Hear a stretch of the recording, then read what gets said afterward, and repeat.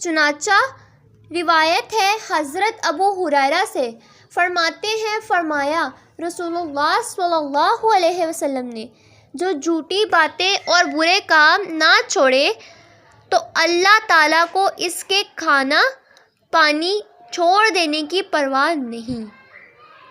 میرے پیارے پیارے اسلامی بھائیوں اور میری پیاری پیاری اسلامی بہنوں، ہم نے حدیث مبارکہ سنی ہے۔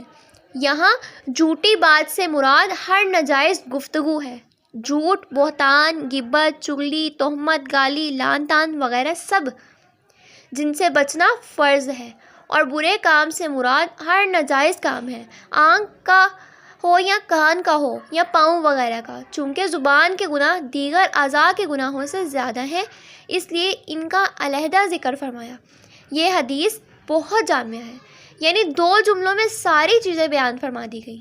اگرچہ برے